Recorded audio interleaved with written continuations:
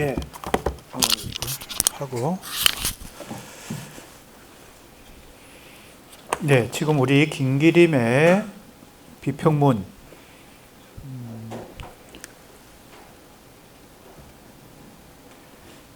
시의 모더니티가 첫 번째였고요. 두 번째가 새 인간성과 비평정신. 세 번째 공부한 평론이 기교주의 반성, 기교주의 비판, 그 다음에 시인으로서 현실에 적극 관심, 거기 공부하고 있는 중입니다.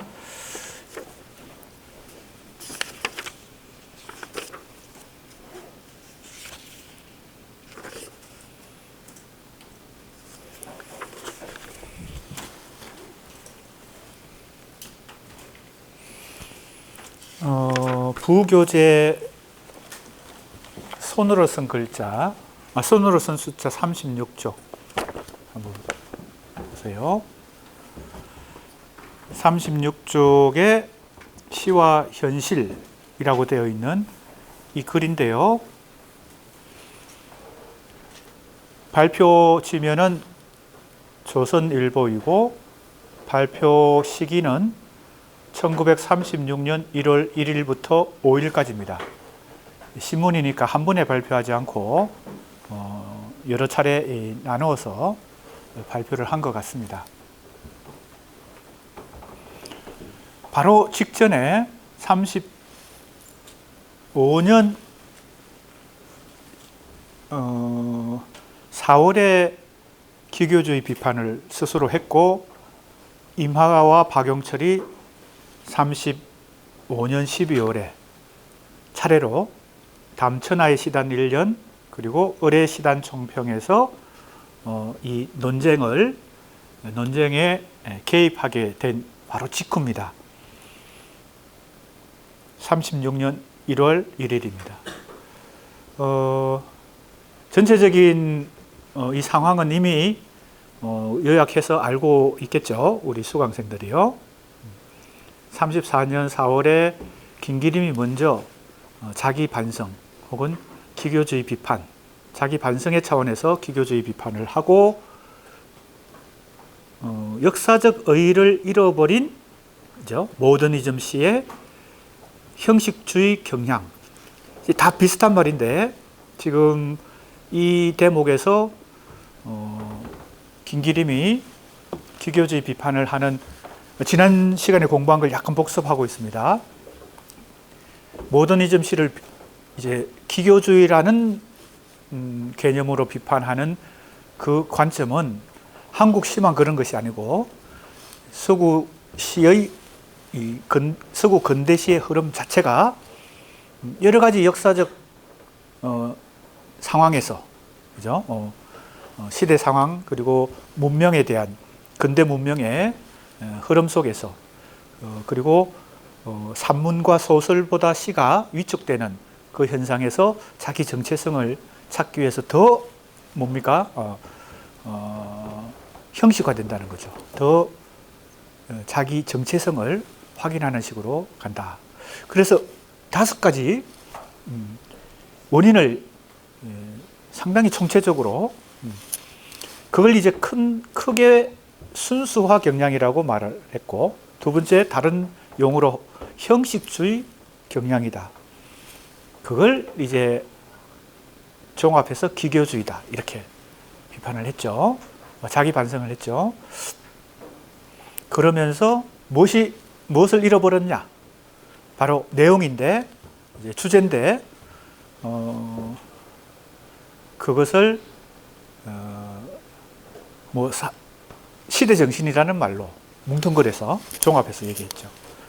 그러니까 주제의식, 사상, 이념, 이런 모든 것들이 그 순수화 경향, 다른 말로 형식주의 경향, 기교주의 경향 속에서 놓쳐버렸다. 방기했다. 그죠? 크게 관심을 가지지 않았다.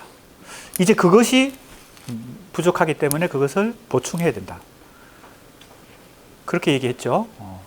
그래서 기교의 시대 정신을 결합해서 어디에 가야 된다? 예, 편향화되지 않고 그것을 종합한 전체성의 시로 가야 된다. 이것이 이제 기교주의 비판의 핵심 요지죠. 이마가 그해 35년 12월에 담천의 시단 일련에서 김기림의 그러한 자기 비판을 인정하면서도 더 강하게 한국의 현대시가 1930년대 초부터 형식주의로 치우친 것. 이걸 여러 부류가 있는데, 뭐 다양한 부류가 있는데 그 형식주의 혹은 기교주의 파의 기교파라고 이제 얘기하죠. 공통점은 현실을 회피한 것이다. 현실을 도피한 것이다. 이렇게 이제 얘기하면서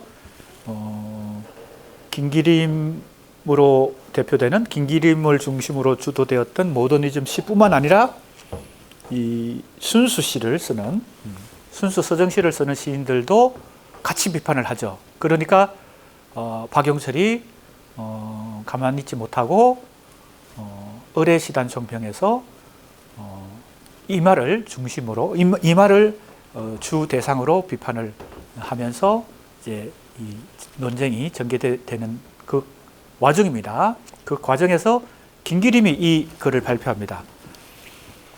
시인으로서 현실에 적극 관심이 원래 제목인데 이제 평론집에 수록하면서 제목을 짧게, 대체로 이렇게 제목을 바꾼 게 고친 게 꽤 많죠. 기교주의 비판도 마찬가지입니다. 다 이렇게 짧게 고쳤는데 사실은 같은 글인데 제목을 수정한 것입니다. 지난 시간에 공부를 하다가 아마 마무리까지 했는지 마무리까지 한 것 같네요. 다시 한번 보겠습니다. 36쪽, 이제 오늘 김기림이 끝나고 이마로 넘어가는 그런 과정인데요. 36쪽, 부교재 36쪽 오른편에 이 30년대의 전반기 수년 동안 기교파의 세력이 시단을 압도하였다고 말한 이마의 말은 옳다. 대체로 이 시기는 한국 문학이 30년대 초에 크게 보면 계급 문학, 카프 문학이 주도하던 그 한국 문학의 리얼리즘적 그 중심에서 벗어나서 상당히 순수 문학, 순수화 경향을 사실은 전개되는 것이었거든요. 그 대표적인 것이 바로 박영철을 중심으로 전개되었던 30년 초에 시문학이라는 동인지를 만들고 순수시 운동을 벌이게 되죠. 바로 그 직후에 김기림이 중심이 되어서 모더니즘 시 운동을 벌이죠. 그러니까 크게 보면 이 20년대 중반 이후에 한국 문학의 중심을 이루었던 카프 중심의 그 리얼리즘 문학, 사회 참여 문학이라고 뭐 쉽게 설명하면 그렇게 말할 수 있는데 이 약화된 사이에 순수 문학이 강세를 띄었죠. 그것을 이제 김기림도 이마도 다 인정을 하는 것입니다. 어떠한 역사적 사실을 그대로 인정한다는 것과 판단하는 것은 다르다. 기교파를 다시 분류했죠. 이마도 그렇게 분류하면서 공통 분모는 뭐다? 현실을 회피하려고 하는 것이다 라고 했는데 상당히 이 점에서는 공감대를 이룹니다. 김기림과 이마가 거의 생각이 비슷해요. 보세요. 여기 기교파를 다시 나누었는데 고전주의 신념을 실론으로 한 일파, 그 다음에 형이상학파, 그 다음에 사상파. 사상파가 이미지 지정 파를 얘기합니다. 이미지 중심의 시를 쓰는. 이것이 T.S. 엘리어트로 대표되는 영미 20세기 초 이미지즘을 수용한 흐름이죠. 한국의 이미지즘 운동이에요. 크게 보면 모더니즘 운동 안에 이 이미지점이 있습니다. 그러나 그들은 모두 현실에 대하여 도망하려는 자세. 비슷한 말을 해요. 이마의 말에 거의 동의하는 셈이죠. 그 다음에 김기림은 좀 더 서구 문학 혹은 서구 근대시의 흐름을 좀 더 자세히 이렇게 예를 들면서 서구 시의 흐름과 한국 시의 흐름을 비교하면서 얘기합니다. 그런 점에서 김기림은 한국 문학을 세계 문학 속에 함께 고려하면서 한국 문학을 언급한다는 점이 상당히 중요합니다. 지금 우리도 그렇게 해야 되는 것이죠. 한강의 노벨문학상, 한강 작가의 노벨문학상 수상 이전에 이미 2010년대 이후 한국의 문학이 세계 문학의 중심에 진입해서 상당히 많은 성과를 얻었고, 그것이 노벨문학상 이전부터 많이 현실화되고 표면화되었죠. 그것이 이제 세계 3대 국제문학상 중에 하나인 영국의 맨부크상, 맨부크상도 여러 분야가 있는데 그 중에 국제상, 인터내셔널 분야에 한강의 채식주의자가 데보라 서미스의 영어 번역으로 소개가 된 이후에 그것이 수상함으로 해서 그것이 시작이 되었죠. 그 이후에 맨부크상 최종 후보에 계속 한국의 작가들의 작품이 후보에 오르고 있습니다. 최종 수상은 못했지만 그 이후에 한강의 채식주의자 이후에 수상은 못했지만 최종 후보까지 거의 매년 올라갔죠. 박상령의 대도시의 사랑법이라든지, 누구의 고래? 천명관 시인의 작가의 고래. 그 다음에 황석영 작가의 철도원 3대. 가장 최근까지 그렇게 계속. 그리고 누구죠? 저주토끼. 누구예요? 김보락? 저주토끼. 다 읽어봤을 것 같은데 하도 유명한 책들이니까요.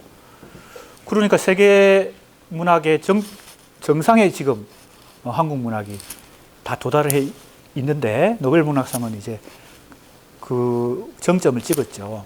그러나 이제 한국 문학이 이제는 세계 문학의 중심에 이미 진입해 있다, 이렇게 볼 수 있습니다. 김기림이 지금 이 비평을 하던 1930년대 하고 비교하면 상당히 격세지감을 느낄 수 있습니다. 그러나 김기림 같은 이 비평가들이, 이마도 그렇고 박영철도 자국문학, 즉 한국 문학 안에서만 공부하고 연구하고 비평하고 시 쓰고 소설 쓰고 이렇게 하지 않았다는 거죠. 지금 우리가 공부하고 있는 이 1930년대 중반에 지금 비평의 지금 뭐예요?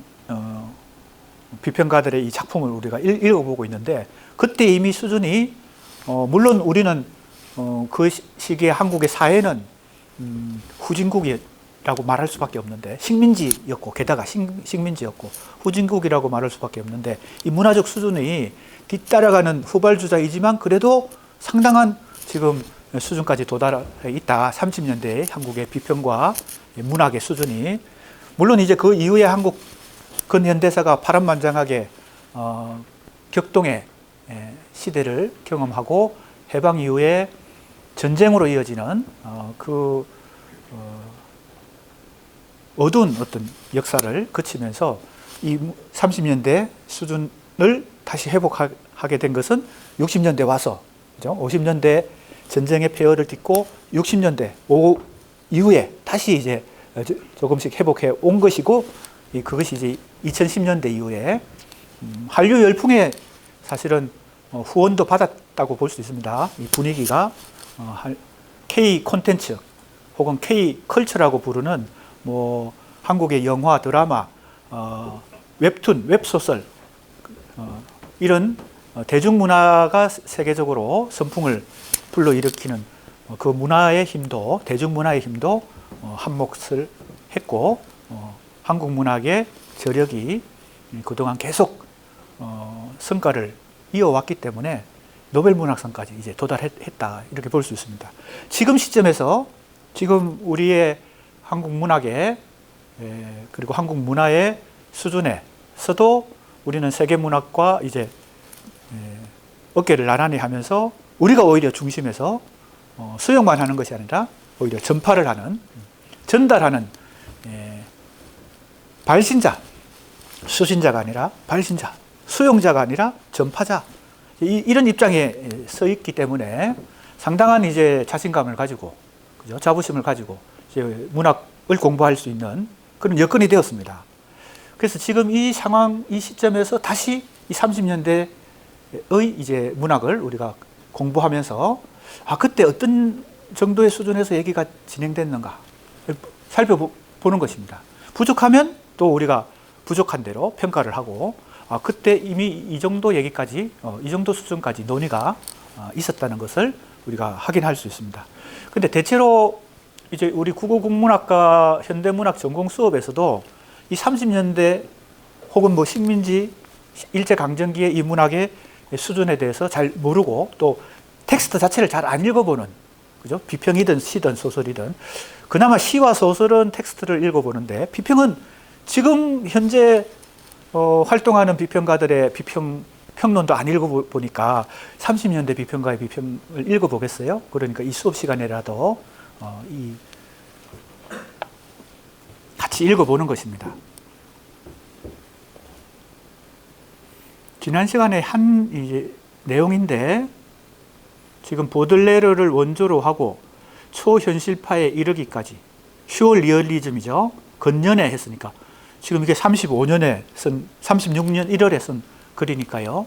30년대 초에 이제 이 서구에서 다다이즘이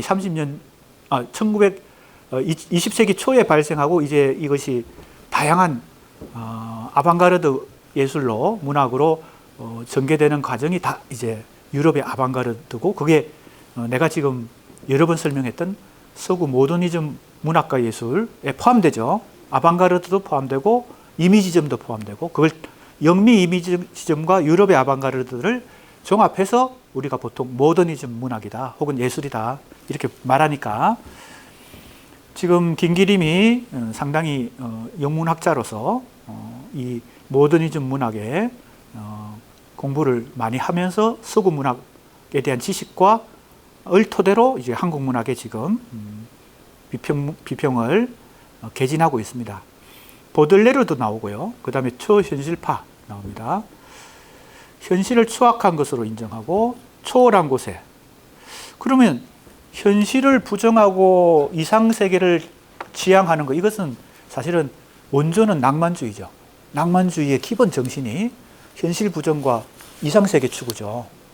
그러니까 어떻게 보면 이 보들레르로 대표되는 19세기 말 프랑스 상징주의 문학에도 낭만주의적 정신이, 그죠? 기본을 깔고 있는 것이고, 다다이즘이든 초현실주의 같은 아방가르드 문학과 예술에도 이 현실 부정하고 이상을 추구하는 그 낭만주의가 갖고 있는 기본 원리는 사실은 작동하고 있겠죠. 그러니까 문해사조라고 하는 게 낭만주의든 리얼리즘이든 모더니즘이든 이미지즘이든 뭐 이런 요소들이 역사적 단계가 있습니다. 역사적으로 현실화되어서 상당히 활성화되고 현실화되는 그 단계, 이걸 이제 우리는 보통 역사적 앞에 그렇게 붙이죠. 이게 역사적으로 현실화됐다는 거죠. 근데 원리적인 측면에서 따지면 역사적으로 그 아방가르드 20세기 초에 입체파 뭐 이런 뭐 다양한 다다이즘이든 슈얼리얼리즘, 초현실주의든 그때 발생하고 그 후에 사라졌느냐? 역사적 아방가르드는 지나갔죠.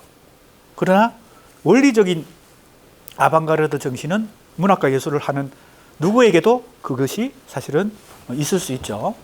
낭만주의도 사실은 그렇습니다. 그래서 이제 지금 우리가 공부하는 대목에서 보면 어떤 현상이 일어납니까? 1930년대 중반에 모더니즘도 일방적으로 낭만주의를 비판하다가 낭만주의의 요소가 중요하다라고 수용하고, 리얼리즘 대표적인 이마도 사회주의 리얼리즘을 통해서 낭만주의를 다시 받아들이게 되죠. 그러니까 우리가 문해사조적인 이 관점을 크게 두 가지로 같이 고려해야 된다. 역사적 문해사조가 있고 원리적 차원의 혹은 정신적 차원의 문해사조가 있다. 이렇게 봐야 될 것 같습니다. 그 다음에 국제작가회의, 지난 시간에도 나왔던 1935년입니다. 이 오타가 있습니다. 이것은 그냥 전집을 스캔한 것이니까 내가 오타를 낸 게 아니고 이 전집을 편찬한 출판사에서 이거는 실수를 한 것입니다. 35년 6월에 파리의 국제작가회의, 이것은 우리 교재에서도 한번 공부한 내용인데 왜 그러면 이 인간성을 새로 중시하고 인간성이 낭만주의와 연결되어 있으니까 휴머니즘론이 왜 이렇게 발생하고, 그건 이제 한국의 정치, 사회, 한국의 문학만 봐서는 좁은 시야밖에 안 되죠. 세계 문학이 지금 어떻게 전개되고 있고 세계의 정세, 정치적 상황이 어떻게 전개되고 있는지와 함께 생각해야 이게 이해가 더 잘 되는 거죠. 그 상황 속에서 지금 김기림이 임하가 자기 변신을 지금 하고 있는 와중에 이게 논쟁이 발생합니다. 그래서 내가 이전에도 얘기했지만 기교주의 논쟁이 그 전까지는 발생할 수가 없었는데, 왜? 평행선을 그으니까 리얼리즘 문학과 모더니즘 문학과 낭만주의 문학은 자기 갈 길을 가고 있는데 이게 접점이 안 생기는 상황이었는데 접점이 생겼다. 왜? 낭만주의를 재평가하고 수용하니까. 그래서 이 기교주의 발생은 사실은 그 숨어있는 동기는 낭만주의라고 하는 것이 있다는 겁니다. 그렇게 아무도 연구를 안 했는데 내가 이제 이 논문에서 그렇게 연구를 하고 있다는 것이고, 그게 이제 심층을 봐야 된다. 그리고 한국 문학만 봐서는 안 되고 세계 문학의 흐름 속에서 한국 문학을 같이 봐야 된다. 이런 얘기죠. 자, 페이지 37쪽 왼쪽에, 그러나 이러한 의견은 곧 기교주의에 대신하여 편내용주의를 가져오려는 것이라고 이해되어서는 아니 된다. 자, 기교주의 반대쪽에 내용주의가 있죠. 그죠? 기교는 형식주의의, 그죠? 부정적인 용어니까요. 형식주의를 좀 나쁘게 평가하는 용어니까요. 기교주의. 반대쪽에는 내용주의가 있겠죠. 사실은 내용주의를 비판하면서 김기림의 모더니즘 이론이 시작되었죠. 두 개를 비판했죠. 하나는 감상적 낭만주의. 낭만주의 중에서도 센티멘탈 로맨티시즘, 감상적 낭만주의를 특별히 비판하면서 모더니즘의 출발점을 삼았고, 한국 모더니즘 운동의, 시운동의 두 번째가 바로 편내용주의입니다. 이거는 카프의 목적 문학. 목적을, 사회주의 혁명이라고 하는 목적을 염두에 두고 문학을 그 수단으로 삼는, 다른 뜻으로 목적 문학. 그걸 편내용주의라고 불렀습니다. 그래서 기교주의에 대신해서 편내용주의를 가져오려는 것으로 이해되어서는 아니 된다. 내용의 편중은 벌써 30년대 이전에 청산한 오류였다. 이게 이제 지금 그 얘기예요. 그죠? 카프로 대표되는 그 계급 문학이 편내용주의다라고 하면서 자기가 모더니즘의 기치를 내걸었을 때 두 개를 비판했거든요. 감상적 낭만주의와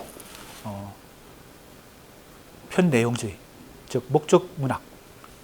그러니까 그거로 다시 돌아가는 건 아니다. 지금 이 기교주의도 그러니까 아예 폐기하는 건 아니죠. 이것을 보존하면서 뭘 갖다 붙여야 돼요?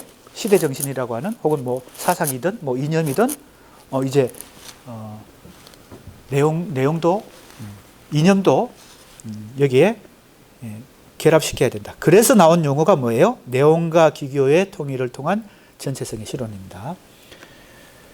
그래서 내용과 기교를 통일한 전체성의 실론에 도달하는 것은 오히려 위의 과제가 아니었던가 생각한다. 이렇게 얘기합니다. 이것이 이제 36년 1월에 나왔던 것입니다. 이제 김기림의 평론 중에서는 마지막 평론이 되겠습니다. 38쪽입니다. 모더니즘의 역사적 위치. 이 글이 발표된 시기를 우리가 염두에 두고 읽어보면 더 공부에 도움이 됩니다. 이 글을 이해하는 데 도움이 됩니다. 한번 보세요. 모더니즘의 역사적 위치. 자, 이미 우리가 김기림 비평의 평론의 중요한 특징을, 역사적 관점을 처음부터 끝까지 일관되게 유지한다는 겁니다. 그죠? 문학과 예술을 볼 때 이 글의 제목에 그게 잘 나타나 있죠. 뭐예요? 한국 모더니즘이 역사적으로 어떤 위상을 가지는가. 제목 자체가 모더니즘의 역사적 위치입니다. 그리고 이거를 언제 발표하나 하면요. 39년 10월에 발표합니다. 인문평론이라는 문해지에 39년 10월입니다. 자, 그러니까 이제 논쟁도 끝나고, 논쟁이 시작한 것은 34년부터 35년 이 정도까지 한 2년 걸쳐서 논쟁이 진행됐으니까 39년이면 또 한 5년이 지난 것입니다. 무슨 말인지 알겠죠? 그러면 이제 30년대 초에 모더니즘 시 운동을 시작해서 34년경에 자기 비판을 하고 39년에 이제 5년 정도 지나서 자기 반성을 하고 또 5년이 지나서 한 10년이 지난 거죠. 그러니까 한국 모더니즘 시 운동 전체를 다시 돌아보면서 정리하고 있는 글입니다. 그래서 제목이 역사적 위치예요. 이제 좀 더 거리를 두고 큰 시야로 자기가 주도해온 한국 모더니즘에 대해서, 모더니즘 운동에 대해서 정리를 하고 있습니다. 그래서 이 글이 상당히 중요하죠.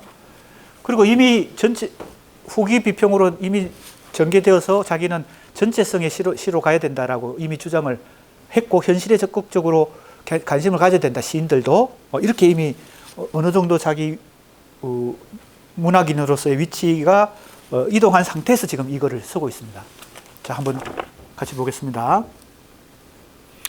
예이츠의 시를 인용했습니다. 여기는 늙은이들의 나라가 아니다. 젊은이는 서로 팔을 끼고 새들은 나무숲에 물러가는 세대는 저들의 노래에 취하며, 요 구절을 인용했는데 전후 맥락과 상관없이 지금 이제 이 1939년이 거의 이제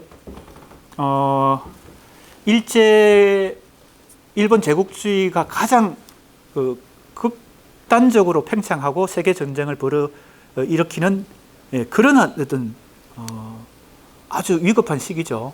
39년. 그래서 암흑기라고 보통 우리는 얘기합니다.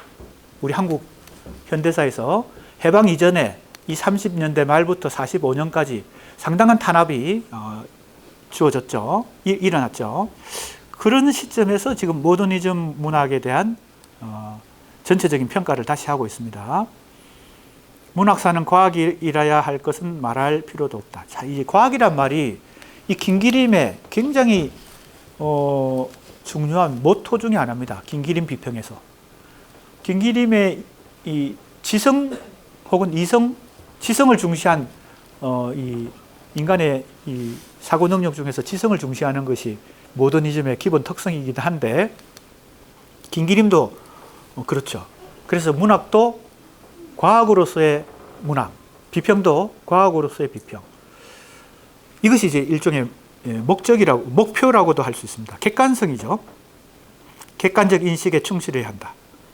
그것은 유파나 작품이나 작가나 이론 특수성을 붙잡아 끄집어내는 동시에 체계적으로 정돈해야 된다.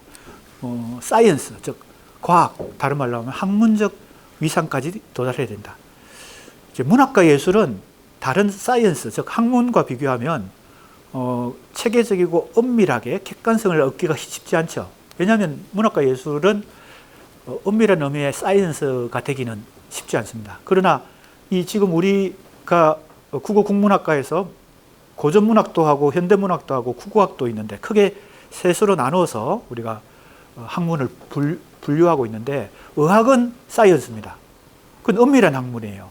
객관적인 학문이라서 틀리고 맞고가 분명하게 판가름이 나지만, 문학과 예술은 사이언스에 도달하려고 노력하지만 완전한 사이언스가 되기는 어렵습니다. 그게 또 오히려 문학과 예술의 중요한 고유성이기도 합니다. 그런데 이제 이 모더니즘 비평가들, 특히 이제 신비평, 형식주의, 러시아 형식주의, 프랑스 구조주의, 이런 비평가들, 연구자들의 목표는 역시 100% 사이언스가 되기는 어렵지만 그게 가까이 가는 거, 좀 더 엄밀한 학문이 되는 거. 그러니까 인상주의로 대표되는 그 주관적인 어떤 문학 비평이 아니고 좀 더 객관적이고 체계적인 엄밀한, 그렇기 때문에 한국 문학 혹은 한국 비평 중에서는 김기림이 그 과학으로서의 문학, 과학으로서의 비평의 어떻게 보면 선구자다 이렇게 볼 수 있습니다. 그 이후에 또 뭐 많은 계보가 김기림 비평의 계보가 또 있겠지만 그 다음에 우리 신시의 역사는 단순한 계기, 병존처럼 보이는 현상의 잡답 속에서 분명히 발전의 모양을 갖추었다라고 하면서 한국 현대시의 역사적 전개를 또 요약하는 식으로 정리하는 식으로 하고 있습니다. 항상 김기림은 특히나 이 글은 그죠? 10년을 혹은 한국 현대시의 역사를 정리하면서 모더니즘의 위상을 다시 한번 체크하는 그런 의도를 가지고 쓰고 있으니까요. 그러니까 역시 한국 현대시가 어떻게 전개됐는지를 큰 시야로 그죠? 굵직굵직하게 정리하는데 여기 보세요. 신시의 여명기로부터 찾았습니까? 38쪽 손으로 쓴 숫자 38쪽 오른쪽 끝 아래쪽입니다. 신시의 여명기로부터 시작한 로맨티시즘 이게 낭만주의죠. 그 다음에 상징주의는 이론적으로 벌써 20년대 중쯤에 끝났어야 할 것이다 이랬어요. 그죠? 이게 한국 현대시에서는 제일 먼저 왔다. 낭만주의와 상징주의가. 그 연장선에서 이제 30년대 초에 순수시 비평을 한 사람이 바로 박영철이죠. 20년대 후반은 물론 경량파의 시대였으나 이렇게 얘기합니다. 우리가 너무 잘 아는 얘기입니다. 1925년에 카프가 결성되고 바로 이 카프를 중심으로 계급 문학이 우리 한국 문학의 주류를 형성하게 된 중심을 형성하기 때문에 그게 이제 낭만주의, 상징주의 이후에 바로 경량파 문학이 중심을 이루었다. 그 다음 이제 모더니즘 얘기를 합니다. 30년대 초부터 중전까지 약 5, 6년 동안 특이한 모양을 갖추고 나왔던 모더니즘의 위치를 역사적으로 어떻게 규정해야 할 것인가. 지금 39년이니까 한 10년은 못 됐어도 10년가량 된 시점에서 다시 그걸 정리하는 것입니다. 모더니즘을 중심으로 한국 현대시의 흐름을 30년대 중점에 와서는 벌써 이 모더니즘 아니 우리 신시 전체가 모더니즘은 그렇지 않고 한국 현대시 전체가 뭐예요? 다 통틀어서 어떻게 됐다는 거예요? 질적 변화를 일으켰다. 사실은 이 질적 변화를 선도한 사람은 이제 바로 김기림 자신이기도 하고 이마도 같이 연결되어 있고 뭐 그런 것이죠. 그 다음 좀 보겠습니다. 이 소론의 목적은 1차 경량파의 뒤를 이어 2차로 우리 신시의 결정적인 가치 전환을 가져온 모더니즘. 자, 결정적인 질적 변화를 가져온 것은 카프였고 첫 번째 25년 이후에 두 번째 결정적인 질적 변화를 가져온 것은 30년대 초의 모더니즘이다. 이렇게 지금 한국 현대시의 역사를 정리하고 있는 것입니다. 모더니즘의 역사적 성격과 위치를 구명이란 말을 썼네요. 구명해서 우리 신시사 전체에 대한 일관된 통견, 우리 한국 현대시에 대한 통찰을 해보자는 것이 이 글의 목적이다. 조금 내려가면요. 영구한 모더니즘이란 듣기만 해도 몸서리치는 말이다. 이게 바로 김기림의 기본 문학관이죠. 즉 항상 역사적 관점으로 모더니즘도 보고 리얼리즘도 보고 뭐 낭만주의도 보고 이렇게 한다는 겁니다. 그런 관점 때문에 이 반성이 가능한 거죠. 왜? 영원한 가치를 가진 게 아니니까요. 30년대 초의 모더니즘은 한국 현대시의 역사에 중요한 의미가 있었다. 34, 5년경에 지금 한국 현대시의 역사에서 모더니즘은 그 의미를 잃어버렸다. 이렇게 되는 거죠. 그게 바로 역사적 관점입니다. 이걸 우리가 기본적으로 김기림에게 이 특징을 잘 확인해야 된다. 다만 그것은 어떠한 역사의 계기에 피치 못할 필연으로 등장했으며 또한 그 뒤에 시는 그것에 대한 일정한 관련 아래 발전하는 것이 아니면 안 된다. 이게 이제 역사적 관점이죠. 지금 설명을 하고 있습니다. 자기가 가지고 있는, 기본적으로 가지고 있는 역사적 관점에 대해서 설명하고 있습니다. 그래서 모더니즘의 역사성에 대한 파악 없이는 그 이후의 한국 현대시의 역사를 알 수 없다. 그러니까 이제 모더니즘의 역사적 위치라는 이거를 쓰게 된 거겠죠.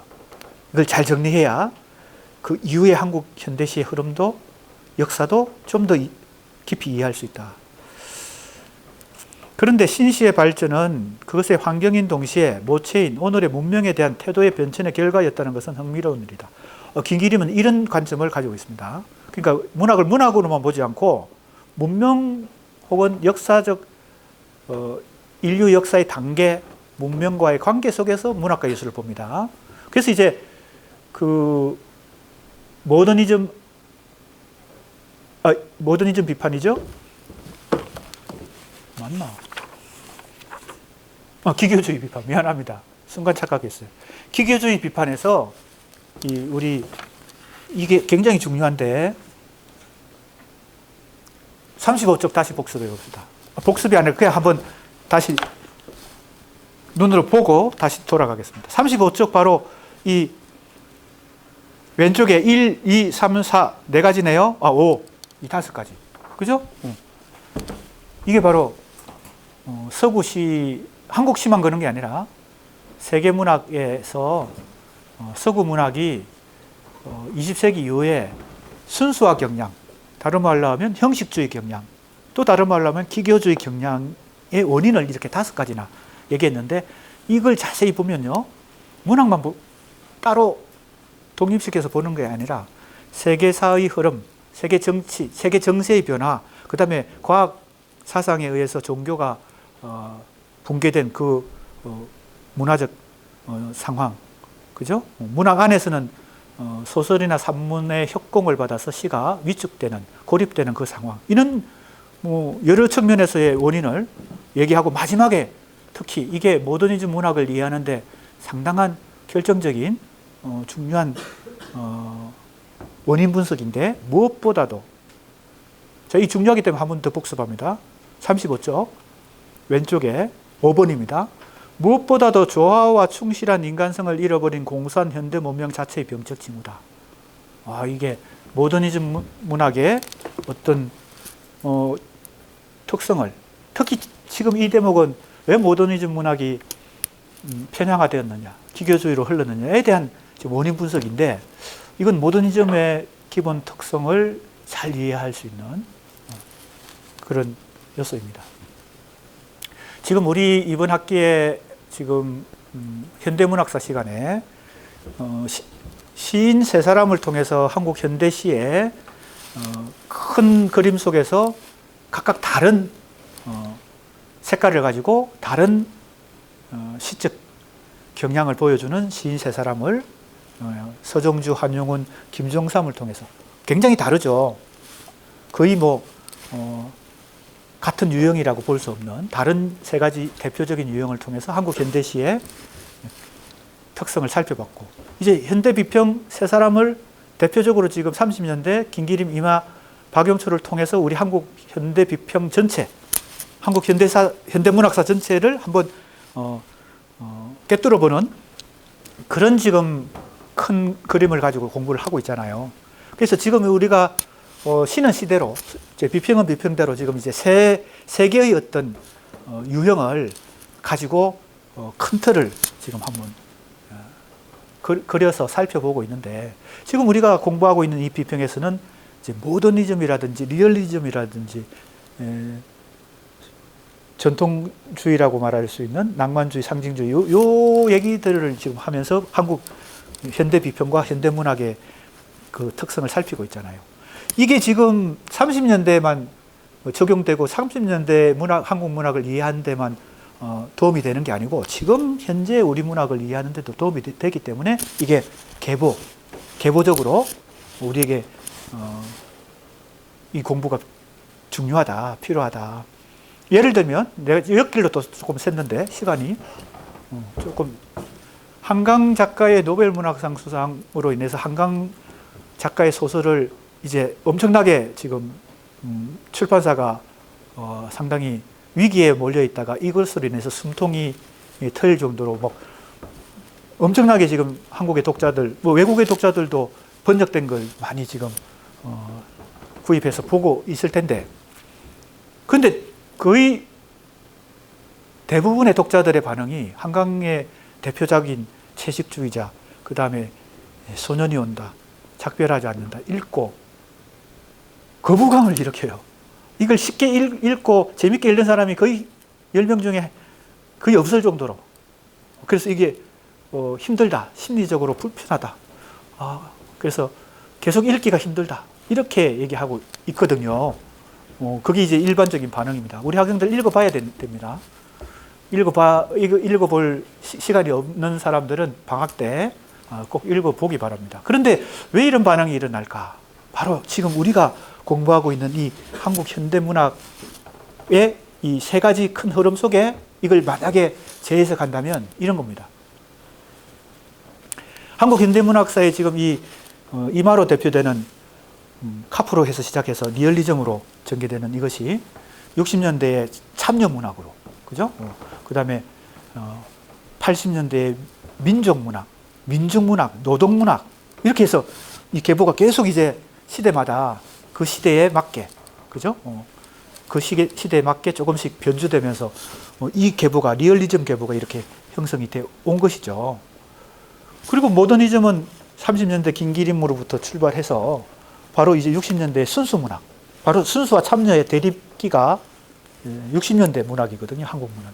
그리고 이제 80년대 역시 이제 시대별로 어느 리얼리즘이 강한 비중으로 중심을 이룰 때가 있고 모더니즘이 중심을 이룰 때가 있고 이렇기 때문에 지금 우리가 30년대 지금 이 한국 문학이 전개되는 이것도 상당한 뭡니까? 참고가 됩니다. 지금 30년대 초는 순수 문학이 오히려 강세를 지금 띠고 있는 거죠. 그리고 25년부터 30년대까지는 이 카품으로 대표되는 리얼리즘 문학이 강세를 띠고 있었다는 거예요. 지금 우리가 공부하고 있는 이 34년 5년경의 기교주의 논쟁은 바로 그 한국 문학의 역사적 흐름 속에서 이게 지금 발생한 거거든요. 자, 그러면 지금 이 모더니즘은 또 60년대 이후의 순수 문학, 그죠? 80년대 그 강력한 그 노동문학, 민중문학, 노동문학이 강세를 띨 때 또 나름의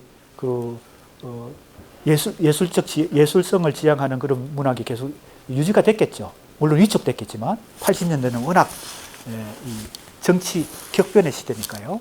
강주 민주화 항쟁도 있었고 바로 지금 한강 작가가 지금 소설 속에서 형상하고 있는 그 사건들이 바로 여기 4.3 제주 사건은 그 이전이고 지금 강주 민주화 항쟁이 바로 1980년에 일어났으니까 이 80년대의 그 문학은 리얼리즘 쪽으로 상당한 강세를 펼치고 있었고 90년대 이후는 엄청나게 다변화됩니다. 엄청나게 다변화돼요. 세기말이기도 하고 또 한국 민주화 과정에서 또 그 전에 80년대까지 중심을 이루었던 리얼리즘보다는 또 이제 모더니즘이 더 강세를 띠고 그래서 리얼리즘과 모더니즘의 관계로 다시 이걸 축소해서 물론 도식성이 있습니다. 뭐 이렇게 문해사조로 자꾸 설명하는 것은 도식성이 있기 때문에 내가 이 논문에서 김기림, 이마, 박영출도 문해사조적으로 뭐 다시 이미 이전에 많이 설명됐으니까 그 설명을 하지 않고 다른 문제 설정을 가지고 이 세 비평가를 지금 좀 더 객관적으로 아까 얘기했던 과학적으로 그죠? 좀 더 엄밀하게 비교하려고 지금 방법론을 설정하고 우리 그 그림 그렸던 거 분석서를 설정하고 지금 공부를 해 나가고 있는데 그래서 이것은 상당히 도식성을 위험이 있고 또 편의적이긴 합니다만 한강의 소설이 왜 그렇게 특이한가? 주제로 보면요. 채식주의자는 육식을 거부하면서 가부장제적인 한국 그 전통 가정의 이 지배 질서 이것에 저항하는 페미니즘적 주제가 있고 또 하나는 나무가 되기를 그걸 거부하면서 나무가 되기를 원해요. 그러니까 이 제목은 약간 정확하지는 않습니다. 채식을 원하는 게 아니에요. 육식을 거부하는 것은 맞지만 채식을 원하는 게 아니라 나무가 되려고 해요. 자기 자신이.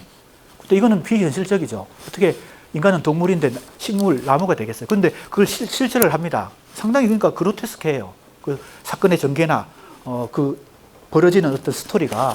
그래서 그것 자체도 그로테스크하고 좀 끔찍한 장면도 많고 하니까 불편하긴 한데 주제로 보면은 페미니즘과 생태주의 이것이 이제 강하게 그 주제 의식 속에 들어 있고요. 그 이후에 이제 한국 현대사의 비극을 정면으로 다루고 있는 소년이 온다와 작별하지 않는다는 그 역사적 트라우마를 직시하는 거죠. 그러니까 이것은 정언문학인데 어떤 역사적 비극적 사건을 다시 재현하고 애도하는, 그래서 그 위로하는, 억울하게 죽은 영혼들을 위로하는 그런 정언문학이라고 할 수 있는데, 이 주제들은 크게 보면 리얼리즘 문학이 갖고 있는 주제의식이에요. 상당히 사회적이고 역사적이고 어떻게 보면 역사적 모순과 부정을 정면으로 대결해서 이걸 변혁하려고 하는 거니까 리얼리즘적 주제의식이에요. 이제 도식적으로 얘기합니다. 지금 내가 리얼리즘과 모더니즘을 가지고 얘기해요. 그런데 이걸 전통적인 리얼리즘의 방식은 재현이거든요. 그러니까 우리가 뭐 다른 작가들, 리얼리즘 작가들, 우리 해방 이전의 리얼리즘 작가, 해방 이후의 리얼리즘 작가 누구라고 뭐 이렇게 꼭꼭 찍어서 얘기할 수도 있지만, 그 방식, 소설의 방식은, 리얼리즘 소설의 방식은 바로 전통적인 재현에 의해서 구성이 되고 쓰여져요. 그러니까 읽기는 편하고 쉽죠. 이해도 잘 되고요. 스토리도 있고요. 전체적인 사건도 이렇게 전개가 되고 인물과 사건과 배경이 이렇게 잘 형상화되어 있으니까.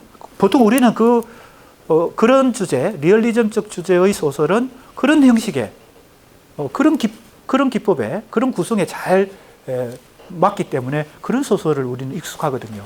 그런데 한강은 바로 주제는 리얼리즘적 주제인데 이 형식은 모더니즘적 형식을 채택한 거예요. 그게 이제 자기 나름의 승부수죠. 다른 작가들이 하지 못하는 것.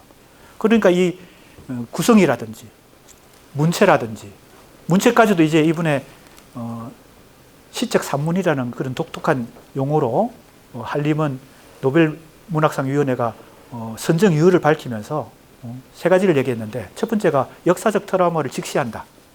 두 번째가 뭐예요? 인간 내면의 연약함을 드러낸다. 자, 내가 볼 때는 이 인간 내면의 연약함을 드러낸다는 것이 바로 이 모더니즘적 기법이나 형식으로 이걸 바꾸는 과정을 해당된다고 봐요. 왜냐하면 이걸 전통적 리얼리즘 기법으로 그냥 사회적, 역사적 사건을 다루는 게 아니고, 이걸 이 등장인물의 내면 속에 어떤 본성으로, 인간 본성의 본질적인 문제로, 즉 존재론적 본성 속에 뭐가 있다는 거예요?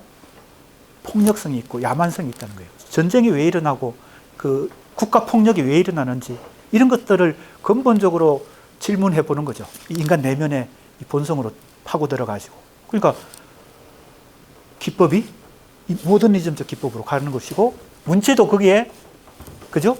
거기에 걸맞게 시적 산문을 사용함으로 해서 사건은 엄청나게 무겁고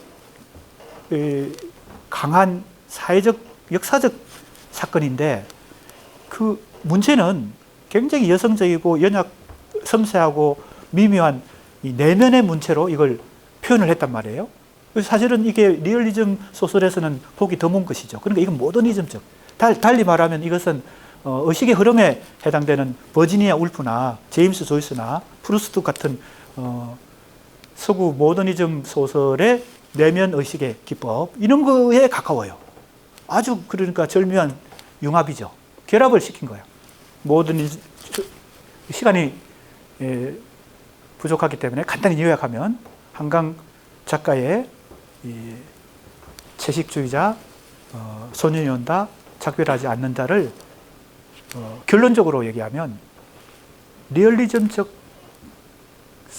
주제의식, 이것은 사회적, 역사적 어떤 사건들을 다룬다는 것인데, 그것과 모더니즘적인 기법, 그리고 시적 문체, 이 세 가지를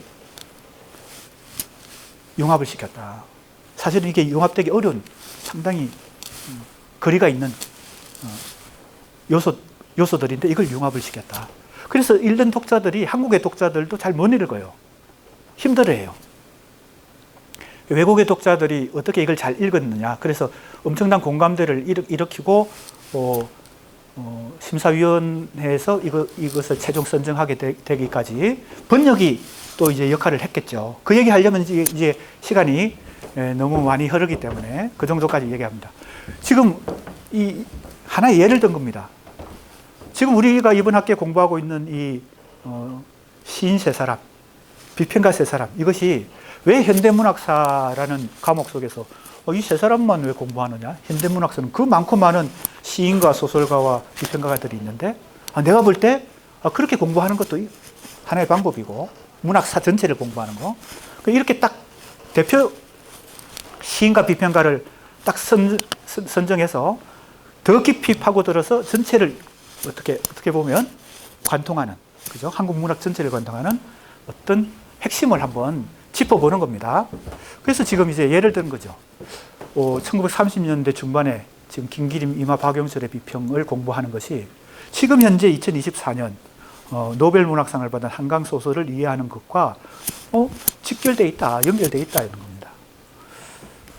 근데 이제 리얼리즘, 모더니즘 이렇게 얘기한 건 아까도 얘기했지만 굉장히 도식적인 설명 방식이니까 좀 더 섬세한 그리고 정교한 설명 방식을 해야 되겠죠. 그러나 나는 이제 하나의 예를 들기 위해서 지금 그렇게 예를 든 것입니다.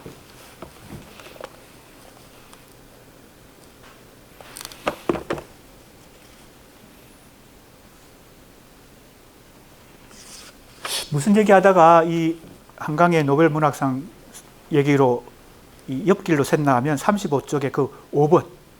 무엇보다 조화와 충실한 인간성을 잃어버린 공소한 현대 문명 자체의 병적 징후다. 같은 맥락은 아닌데 결이 다르긴 한데 이 모더니즘 문학이 갖고 있는 중요한 원인, 특성 같은 것을 한번 생각해 볼 만한 것이 이제 1번부터 4번까지도 다 중요하지만 5번도 중요하다.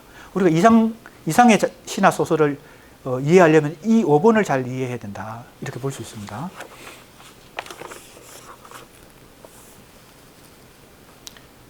이것도 도식적인데 이상의 시나 소설을 보면요. 자기가 병적 징후를 실제 이상은 폐병도 걸리고 했으니까 몸으로 폐병을 경험한 것은 제외하더라도 문학 자체가 병적 징후를 보여주는 거예요.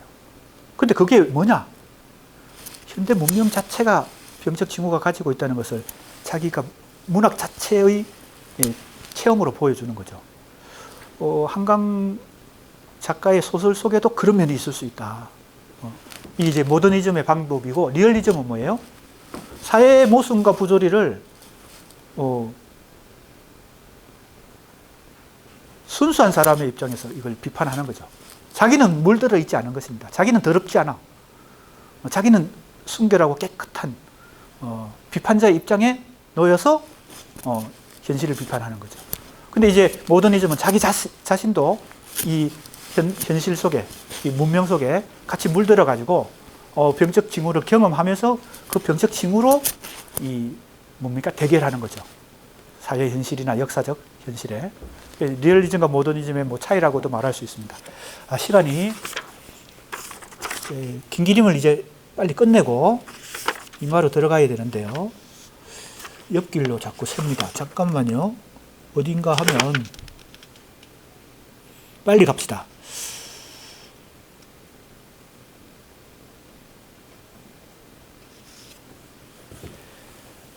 39쪽 오른쪽으로 좀 진도를 넘어가겠습니다. 오른쪽으로요. 한국 현대시의 역사적 전개를 지금 요약하고 있는 중인데 39쪽 오른쪽으로 가서 밑에서 6째 줄, 8째 줄. 그러나 조선에서 시에 있어서의 19세기의 문학적 성격이 폭로되어, 그렇죠? 이게 19세기까지는 주로 낭만주의가 지배했으니까요. 폭로되어 주로 문학적 입장에서 배격되기 시작한 것은 30년대 들어서이다. 이랬어요. 30년대. 바로 모더니즘 얘기를 하려고 하는 거죠. 그리고 모더니즘, 아까 내가 여러 번 얘기했지만 두 개의 부정을 준비했는데 뭐예요? 하나는 로맨티시즘이고 특히 센티멘탈 로맨티시즘이에요. 낭만주의 중에서도 감상적 낭만주의를 가장 뭐예요? 배격했다. 부정했다. 두 번째, 거기 편내용주의가 나오죠. 다른 하나는 당시의 편내용주의의 경향을 위해서요. 그 다음이 이제 중요합니다. 모더니즘을 이렇게 설명을 합니다. 시가 우선 언어의 예술이다. 이게 중요하죠. 그래서 언어에 대한 자각. 이게 이제 모더니즘 문학에서는 상당히 중요한 기본 베이스입니다. 이만은 이제 리얼리즘에는 이런 요소가 좀 부족하기 때문에 이만은 이 논쟁이 어느 정도 마무리되고 나서 아까 지난 시간에 얘기했지만 언어에 대한 탐구를 계속합니다.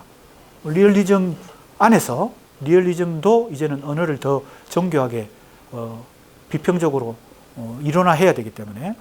근데 이제 모더니즘은 처음부터 언어 예술이라는 것을 자각하고 시작합니다. 그 다음에 시는 문명에 대한 일정한 감수, 그러니까 문명을 항상 염두에 둔다는 겁니다. 현대 문명, 20세기 현대 문명. 그 다음에 일정한 가치를 의식하고 써야져야 합니다. 그 다음에 작은 일이 나오네요.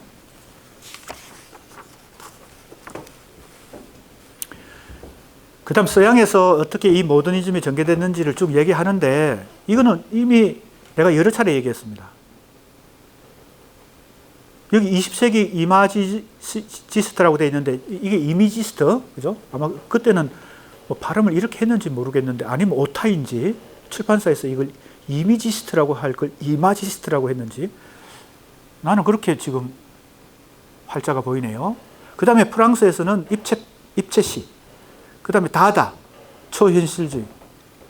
아까도 나왔었죠. 그 다음에 이탈리아는 미래파, 이게 미래주의입니다. 미래주의는 기계에 대한 찬양, 속도에 대한 찬양. 결국에는 뭡니까? 문명 찬양인데 20세기 현대 문명을 굉장히 옹호하고 찬양했어요.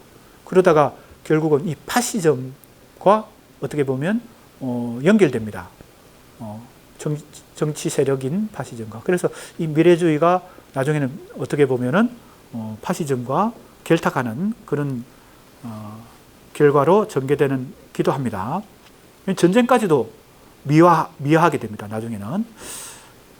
그 다음에 낡은 센티멘탈리즘은 다만 시인의 주관적 감상과 자연의 풍물만을 노래했다.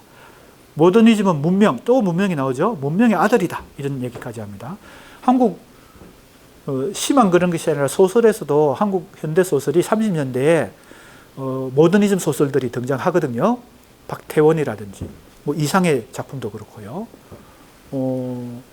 그런데 공통적으로 도시를 배경으로 이 모더니즘 소설들이 펼쳐집니다.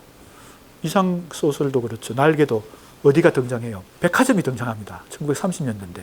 물론 일본이 만든 백화점인데 미쓰비시 백화점 옥상에 올라가죠. 떨어져 죽으려고 갔는지 그러진 않고 다시 내려와서 날자 다시 한번 날아보자꾸나 하고 이제 마무리가 되는데 이게 이제 도시를 배경으로 이 모더니즘 문학이 발생하게 되고 성장하게 됩니다. 그 얘기들이 여기 나옵니다. 문명의 아들이었고 도회의 아들이다. 제재부터 도회에서 구했고 풍을 대신에 문명의 여러 면이 문면이 나타났다. 그 다음에 내가 여러 번 강조했던 것 중에 하나입니다.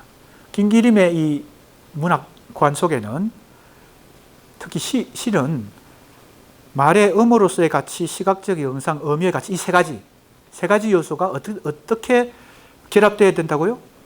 일종의 건축학적 설계 아래서 이 세 가지가 결합되어야 된다 이렇게 생각했어요. 자, 이 사고방식을 잘 보세요. 구성 요소가 있습니다.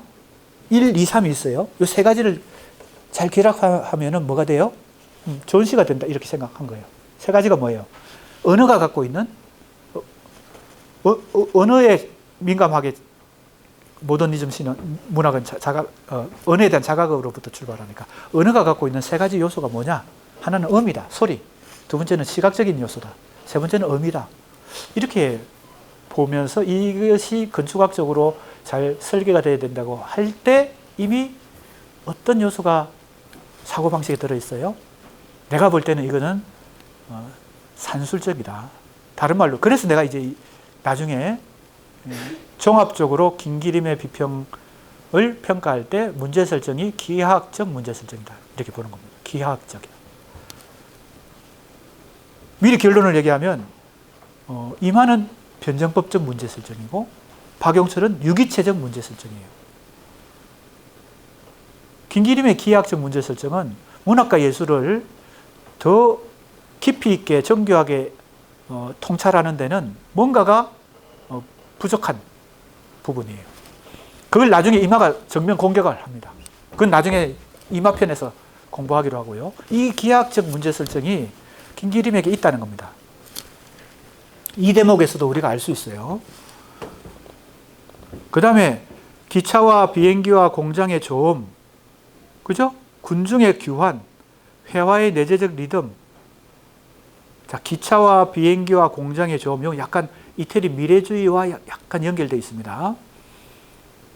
문명을 찬양하고 옹호하고 기계를 찬양하니까요. 그 다음에 회화의 내재적 리듬. 자, 이렇게 얘기를 합니다. 그러나 그 내용의 관념성과 말의 가치에 대한 소홀이라는 점이다. 이랬어요. 로맨티시즘과 편내용주의를 비판한 이유가 그렇다는 겁니다. 자, 이제 중요한 것은 지금까지는 이미 이전에 자기가 주장했던 것을 다시 정리한 것이고, 지금 이 시점에서 39년 이 시점에서 어떻게 보느냐는 겁니다. 자, 그 얘기는 이제 거의 끝부분에 나와 있어요. 이제 이걸 김기림을 오늘 마무리해야 되는데 40쪽 오른쪽으로 가봅시다. 바로 중간쯤이에요. 위에서 중간쯤 아래에 40쪽 오른쪽 중간쯤 아래에. 그러나 모더니즘은 30년대의 중점에 와서 한 위기에 다다랐다. 자, 이게 바로 자기가 자기 비판한, 자기 반성한 그 대목입니다. 그것은 안으로는 모더니즘의 말의 중시가 이었고 그 만류의 손으로 언어의 말초화로 타락되어가는 경향이 발현되었고, 밖으로는 그들이 명랑한 전망 안에 감수하던 문명이 심각하게 어두워갔다. 이게 이제 국제 정세의 변화입니다. 안으로는 언어가 말초화됐다. 즉 기교주의로 흘렀다. 형식주의로 흘렀다는 거고, 사실은 그것보다 더 강하게 원인이 됐던 것은 세계 정세의 변화예요. 파시즘을 중심으로 강력한 정치 세력이 형성되고, 거기에 맞서서 뭐예요? 사회주의 세력과 자유주의 진영이 연합을 해서 결국은 강력하게 세계 정세가 충돌하면서 세계 전쟁이 벌어지는데, 2차 세계 대전이 벌어지는데, 그 지금 분위기가 이제 익어가고 있는 지점입니다. 그래서 이제 이런 세계 정세 변화 속에서 지금 문학이 형식주의에 머물러서는 안 된다는 자각이 있었겠지. 역사적 지식인으로서 역사적 각성이 있었겠지. 그러니까 이제 기교주의 반성을 하게 된 것입니다.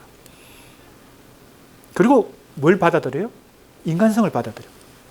다른 말로 낭만주의를 받아들여. 다시 휴머니즘론으로, 그 다음에 이제 여러 가지 한국 문학이 이때 여러 가지 이제 이론적인 논쟁들이 많이 벌어집니다. 휴머니즘론도 있고, 풍자론도 있고, 고발론도 있고, 모랄론도 있고, 다양한 이론들이 펼쳐지는데, 그런 비평의 이제 중요한 지점들은 이제 또 공부를 해야 되겠죠, 앞으로.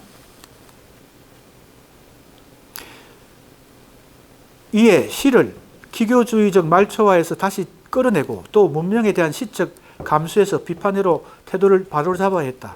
그래서 사회성과 역사성을 이미 발견된 말의 가치를 통해 형성화하는 것이다. 이제 그동안 방기했다는 말은 내버려뒀던 뭘 이제는 필요로 하는 거예요? 사회성과 역사성. 사회성과 역사성. 그래서 다시 이걸 끌어들여야 된다. 전 시단적으로 보면 그것은 그 전대의 경향파와 모더니즘의 종합이었다. 이런 말을 해요. 경향파와 모더니즘의 종합이었다. 경향파는 이제 카프의 전신이죠. 경향파 문학이 전개되다가 카프가 결성되면서 이게 결집이 되죠. 그러니까 경향파는 카프 이전에 그 사회성과 역사성을 가지고 한국의 현실을 소설화, 문학화했던 그것이 이제 경향파 문학이고, 경향파와 모더니즘의 종합이다는 말을 써요. 지금으로 따지면 리얼리즘과 모더니즘의 종합이지. 지금 상황에서 보면요. 리얼리즘과 모더니즘 종합이다. 2000년대쯤에 최원식이라는 비평가가 지금은 정년퇴직했는데 인하대 국문과 교수였는데 비평가로도 유명하고요. 주로 리얼리즘 문학 쪽에서 비평 활동을 하던 분인데 2000년대, 90년대 이후에 한국 문학이 상당히 이 모더니즘이 강하게 형성화되고 그것이 2000년대까지 전개되는 과정에서 이분이 이런 이론을 펼쳤어요. 무슨 이론요? 리얼리즘과 모더니즘의 회통. 회통이라는 것은 만나서 서로 통한다는 거 아니에요? 회통. 비슷한 얘기예요. 리얼리즘보다 모더니즘이 강하게 지금 한국 문학에서 흐름을 지배하고 있는 상황에서 이 리얼리즘만 가지고 모더니즘만 가지고는 안 된다. 리얼리즘이 여전히 필요하다. 그래서 리얼리즘과 모더니즘이 만나서 서로 교류를 해야 된다. 이 얘기가 최원식 비평가가 2000년대, 90년대 이후, 90년대 중반 이후 2000년대 유명한 이제 일종의 이제 주장을 했던 것이거든요. 사실은 김기림의 이 얘기도 어떻게 보면 그런 거하고 비슷하죠. 그런데 이것이 이제 기하학적 논리다. 즉, 산술적 논리다. 1 플러스 2가 3이다. 혹은 1 플러스 1이 2다. 이런 것인데, 형식에다가 내용을 갖다 붙이면 전체가 된다. 이 얘기인데, 이게 그렇게 쉽지 않죠. 이게 이제 문제인 것입니다. 형식 논리에 가까운 것이죠. 어떻게 보면. 1 플러스 1은 2다. 그죠? 형식 플러스 내용을 하면 된다. 전체가 된다. 문학과 예술은 그렇게 산술적으로 이루어지지 않죠. 그래서 내가 기하학적 사고방식이다. 기하학적 사고방식. 건축학적 설계란 말 속에 이미 언어의 소리, 형태, 의미가 종합이 되면 좋은 시가 된다고 설명했을 때 이미 그런 사고방식이 들어있었다. 이렇게 볼 수 있습니다. 그것은 물론 모더니즘의 자극에 의한 것이라고 보여질 근거가 많다. 새 진로는 모더니즘과 사회성의 종합이라는 뚜렷한 방향을 찾았다. 이런 얘기를 해요. 그죠? 자, 그러니까 모더니즘에 대해서 반성하고 이제는 그것만 갖고 안 되니까 사회성을 결합해야 된다. 그래서 어디로 가야 된다? 전체성 예술로 가야 된다. 이것은 이미 34년경에 이미 주장했던 것을 39년에 다시 이제 이걸 확인하는 것입니다. 그죠? 또 5년이 지나서 내가 그동안 주장했던 것은 이러이러한 한국 현대시의 역사적 전개 속에서 내가 이런 의미로 이런 주장을 했다라고 총정리를 하는 것이 이 글입니다. 그래서 제목이 모더니즘의 역사적 위치, 그리고 39년 10월에 발표한 글이다. 그리고 이 재밌는 얘기를 합니다. 그러나 그 길은 어려운 길이었다. 이게 왜 어려운지는 이제 앞으로 우리가 또 공부할 텐데, 파란만장한 한국 현대사의 흐름이 그렇게 어렵게 만들었고, 여기 재밌는 얘기를 하죠. 우수한 최후의 모더니스트 이상이라는 말도 나옵니다. 그래서 김기림이 한 여러 가지 평가 중에 기억할 만한 것은 최초의 모더니스트는 김기림이고 최후의 모더니스트는 이상이다. 이런 평가를 했어요. 재밌는 평가입니다. 자, 오늘 여기까지 하고 다음 시간에 임하 넘어가도록 하겠습니다. 수고했습니다.